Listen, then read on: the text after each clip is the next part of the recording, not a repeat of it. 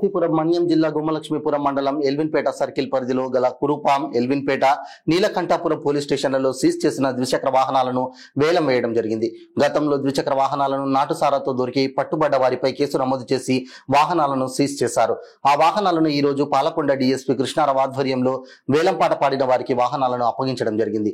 ఇందులో భాగంగా నూతనంగా ఏర్పాటు చేసిన చెక్ పోస్టులను పరిశీలించి ఎక్కువ శాతం ఒరిస్సా నుంచి మత్తు పదార్థాలు, గంజాయి వంటివి రవాణా జరుగుతుందన్న సమాచారంతో చెక్ పోస్టులు ఏర్పాటు చేయడం జరిగిందని, సిబ్బంది కూడా పూర్తి స్థాయిలో ప్రతి వాహనం క్షుణ్ణంగా తనిఖీ చేసి ఎలాంటి మత్తు పదార్థాలు రవాణా జరగకుండా చూసుకోవాలని సిబ్బందికి డీఎస్పీ కృష్ణారావు ఆదేశాలు ఇచ్చారు.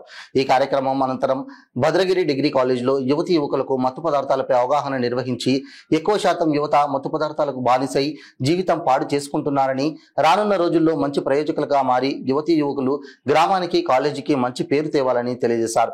ఈ కార్యక్రమంలో circle inspector Satyanarayana, Elvinpeta sub inspector Sivaprasad, Neelakantapuram sub inspector Neelakanta సిబ్బంది తదితరులు పాల్గొన్నారు.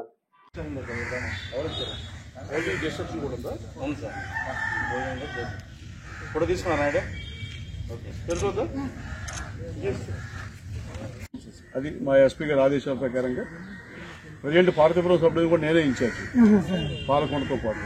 సో ఆ సబ్ డివిజన్కి చెప్పాను, ఈ సబ్ డివిజన్కి చెప్పాను. ఓకేనా?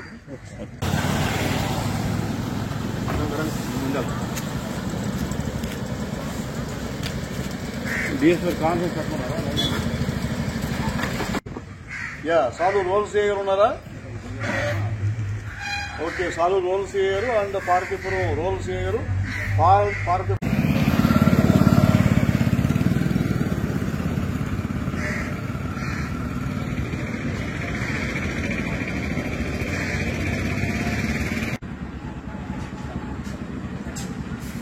డిఎస్పీ వచ్చారు. కాన్ఫరెన్స్ పెట్టేవారు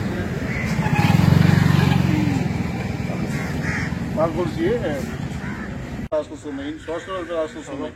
అనాథగా ఏ హాస్పిటల్ లేదు. ఒకళ్ళు ఉంటే కానీ కోచ్ చేయించేయమన్నారు డిఐజీ గారు. సో ఆ విధంగా మీరు సర్టిఫైడ్ ఇవ్వాల్సి వస్తుంది.